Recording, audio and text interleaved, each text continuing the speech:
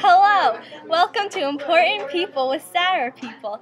I'm Sarah and I'll be your host for today. Let's get started and introduce ourselves. I'm Abraham Baldwin.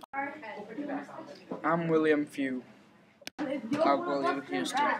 Wow, two Williams. That's gonna get confusing. So anyway, where are all you delegates from? We are all from Georgia. So, since you couldn't make it to Philadelphia, we're going to question you here today. Mr. Baldwin, tell me about yourself.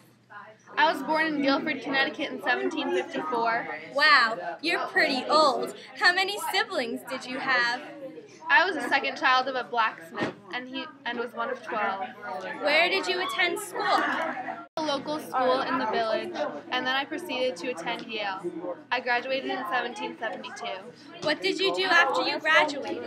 I became a minister and a tutor at Yale 3 years later. I did that until 1779. Then I served as a chaplain in the Continental Army. Why couldn't you make it to the Continental Congress? Well, it's actually very tragic what happened. My father died, and now I have to pay off all of his debts. What were your views about the Constitution? Originally, I supported the idea because it would be a way to bond together traditional leadership elements and new sources of political economic power. Once the Constitution didn't guarantee the quality of state representation, I changed my mind. What did you do about it? My action tied the vote whether or not to change the Constitution. Then I helped come up with a great compromise. I also thought of working on drafting the Constitution. How about you, Mrs. Few? Tell me a little bit about yourself. Well, I was born in 1748. My dad's family emigrated from England to Pennsylvania in the 1680s. Then my father moved to Maryland, got married, and moved near Baltimore. That is where I was born. Oh, so how did you come to live in Georgia? My family farm was destroyed, and we had to move to Georgia. What kind of education did you receive? I got little education. I was mostly self-educated. How did you get into politics? I was elected to the Georgia Provincial Congress of 1776.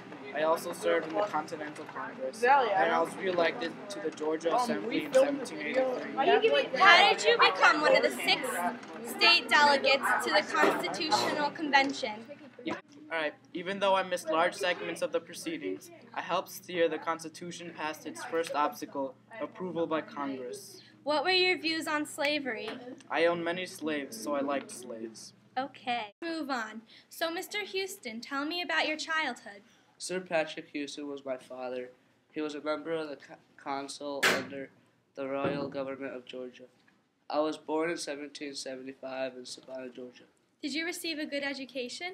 My education even included legal training, but the War of Independence stopped my training, so it was hard to get back to Georgia.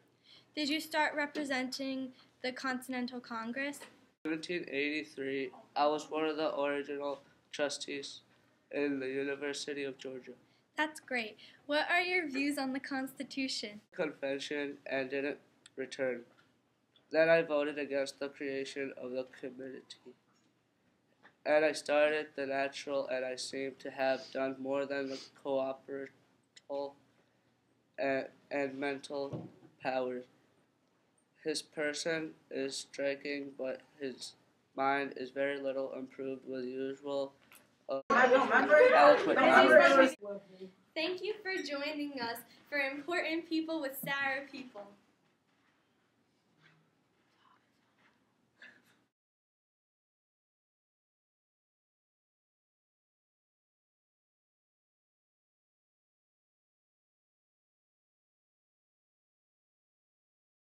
Of the proceeding, I helped. Stop!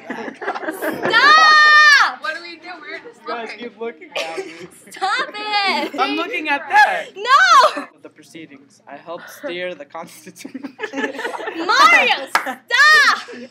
I'm not doing anything. I'm looking at that. Go away! I'm looking at Go away! Never. Guys, don't go in front of it. Go behind it. Yeah. You should all be working on your own projects. We're done. We're doing We're it done. tomorrow. So, Mr. Baldwin, tell me a little bit about yourself. I am a doctor. I mean, whoops. I'm not a doctor.